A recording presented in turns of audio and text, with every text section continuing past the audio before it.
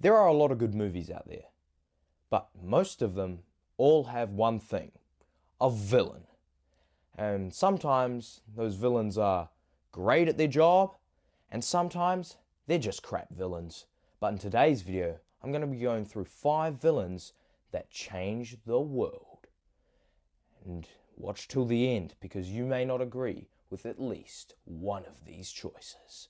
Let's go. And in 5th place, we have Pennywise the Dancing Clown.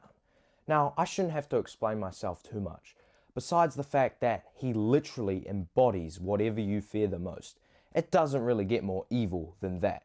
I mean, you could literally walk into a room and see Pennywise, and he could be a giant, like, crab or something. Like, whatever you fear the most. Like, you fear snakes, he's gonna be like a freaking giant anaconda, you know? Or King Cobra or whatever. Like, he literally embodies fear. Not to mention, he terrorizes children. Literal children. Anyone who can do that is, and be like as villainous as he is, and terrorize children, has got to be a top tier villain that shook the cinemas and changed the world. Now, let's move on to number 4, which is arguably even better. Let's go.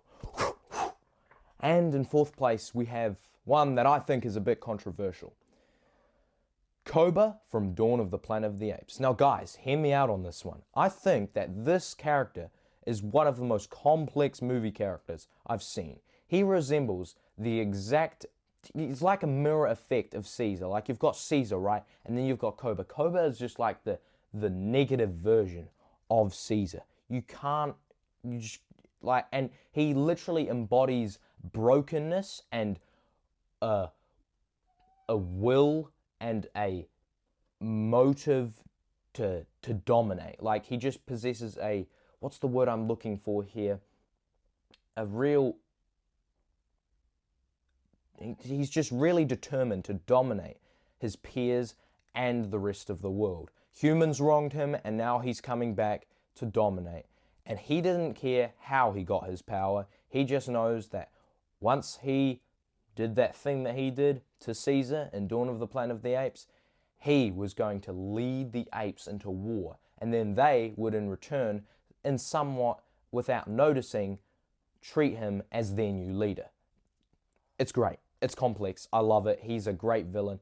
His whole attitude is completely selfish, as a good villain should be, I feel. And that's why he's sitting at 4th place. I mean, he embodies a broken animal who's been mistreated by humans, and now he's coming back at, and it also, I feel like the movie in itself, that's why it's, spoiler alert for another video, that's why he's actually my most favorite villain of all time, or one of my most favorite villains of all time. That's why that movie, sorry, is the most, my most favorite movie of all time, is because I feel that he kind of embodies the negative part of humanity. Like, all it takes is just one person, and of course it is like this for humans. All it takes is one person, whoever that person be. Like, I don't have any political views here, but like, I'm not going to share that with you, but if there's just one political person and they want to change something and they want to do something and other people aren't happy with that, there's going to be war, and he's going to, like, wait, and then boom, before you know it, just one person, boom, like that, and then there's a war. And that's why I think he's a real good resemblance of, you know, politicians and like human leaders in today's age, and that's why he's sitting at 4th place. Now, on to 3rd place. Let's go. And in 3rd place, we have Green Goblin, played by Willem Dafoe. Now, guys, I shouldn't have to go too in-depth as to why he's in 3rd place of my villains that literally changed the world and shook the cinemas. I feel that Willem Dafoe playing the Green Goblin was just a phenomenal, like, it was it's that one little, like, you know, that very rare occurrence, but he was just in the right place at the right time to play that character. And I mean, dude went from being a successful businessman and a father to being just a straight up, like, psychopath. Like, I'm not even kidding. He went from being just this regular guy, you know, respectable guy, you know, so you know, he's got a bit of, Harry's got a bit of daddy issues with him. This is 2002 we're talking about in the Spider-Man movie. You know, Harry's got a bit of daddy issues and stuff.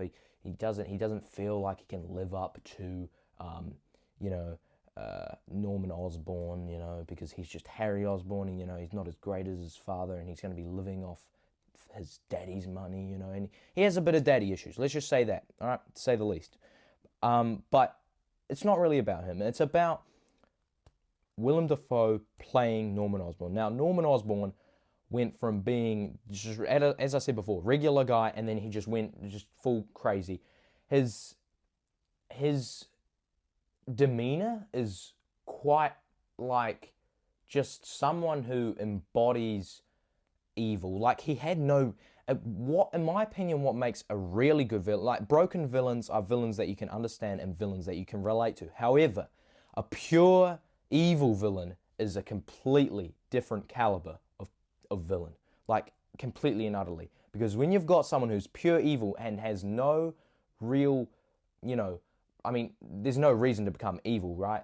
But when you're broken, it's understandable, right? It's not acceptable, but it's understandable. But when you're pure evil, you just like that, as like Venom from, like, as Eddie Brock said from Spider-Man 3, I like being bad. It makes me happy. That line right there is what sums up pure evil villains. If you are a villain who just likes being bad for the sake of being bad, and you just like being the bad guy and the evil guy, then you should be a good villain. And that's why he is such a good villain, because he doesn't really have any reason to be this evil. He just, you know, he wants to do this again and again and again until we're both dead, you know? He just likes just screwing around, and anything that comes up in Norman's life, he just, like, annihilates. Like, when he was told that he was going to be fired, he went and he, spoiler alert, blew them all to smithereens, you know?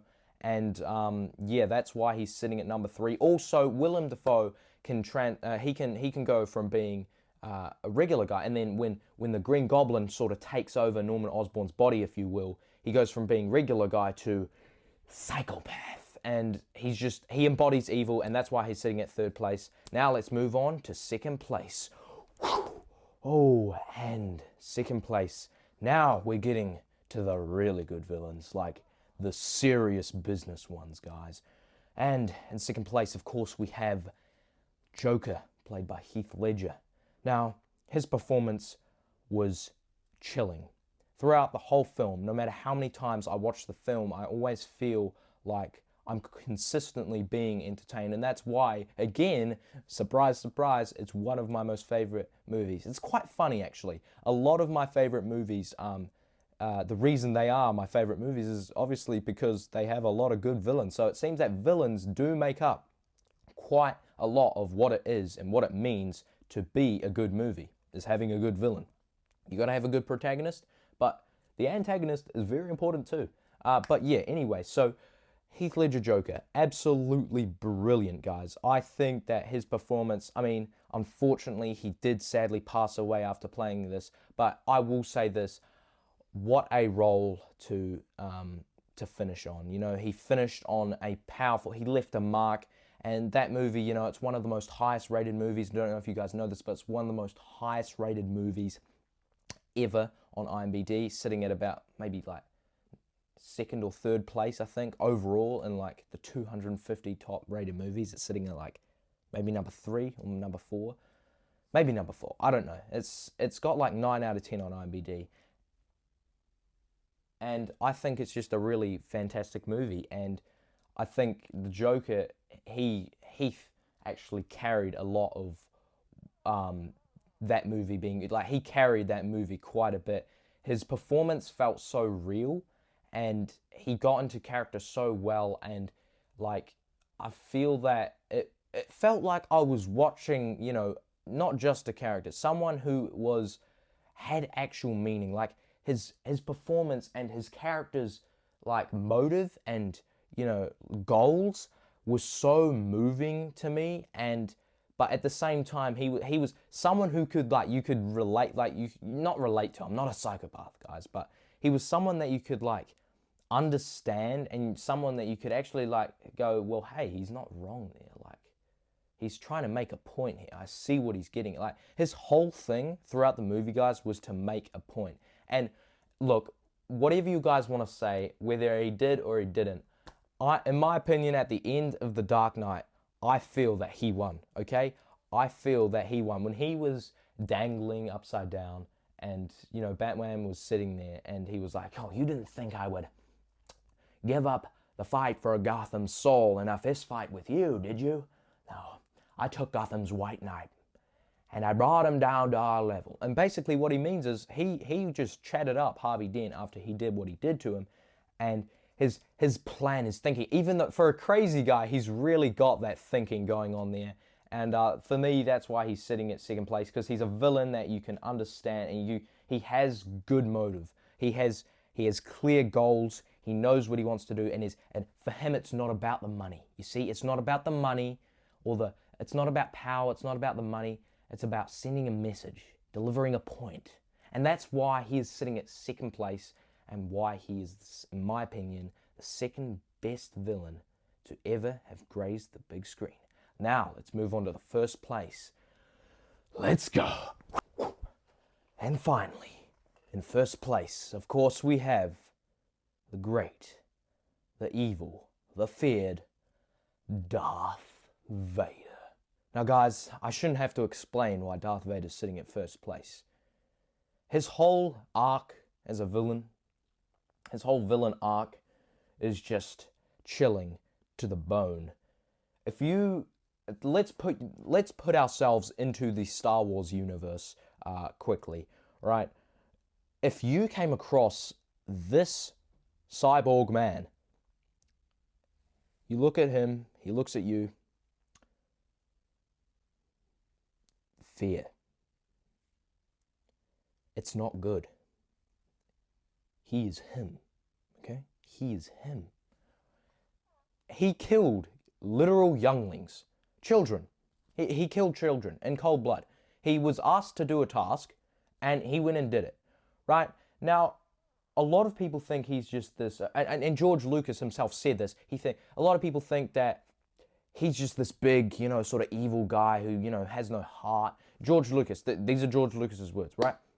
But, and these are my words adding on to that.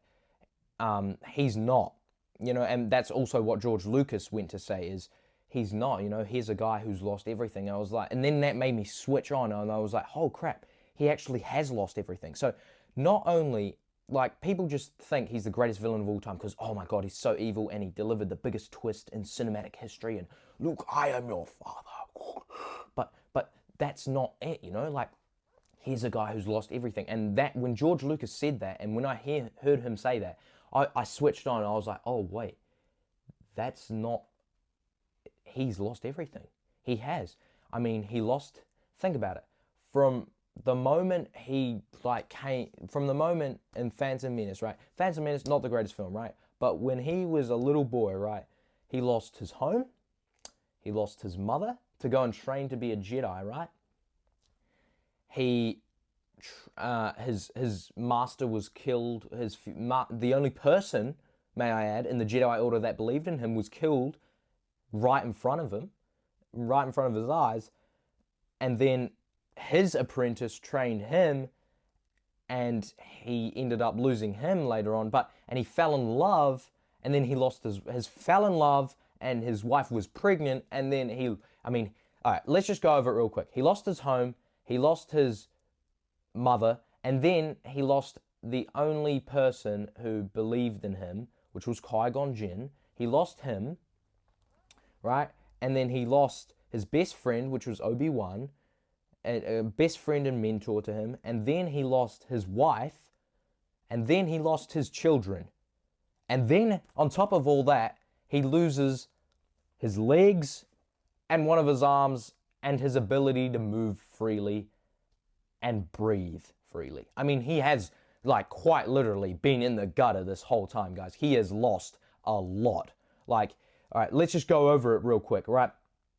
He's lost his mother. He's lost his mentor, Qui-Gon Jinn. So he lost his mum, Qui-Gon Jinn, His lover, his future children were taken from him, hidden from him. He lost his friend and mentor, and he lost his limbs. He is a commoner, and inside, the only thing that kept him going was just pure rage. That's all that kept him going, guys, was pure rage. That is the only thing that kept him alive all those years, was that. And that's why the Emperor used it as a tool to, get what he desired, was just to send Vader out on all these, missions and stuff, because Vader had, the only reason he was still alive was because the rage. He had just so much rage inside of him.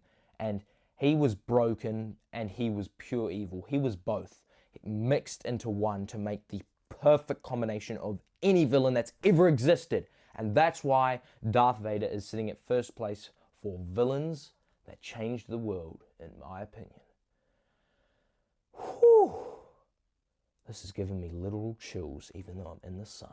In conclusion, what makes a good villain isn't a villain that wants money or power or posse or any other thing that most villains want. It's a villain that wants to either make a point, is completely broken, pure evil, or both, that makes a good and bone-chilling villain. If you guys enjoyed this video, make sure to like and subscribe. I've got tons of ideas for future videos, maybe one where I do the best superheroes, best protagonists to that change the world, protagonists, superheroes that change the world. That's a great idea that I've got coming up. So if you guys want to see that, like this video and subscribe so you get notified when I make that. Yeah, I hope you guys enjoyed the video. Love to hear what you guys have to say in the comments below. Tell me if you agreed with this top 5 list, if you disagreed, and why. And yeah, I'll see you guys in the next one. See ya.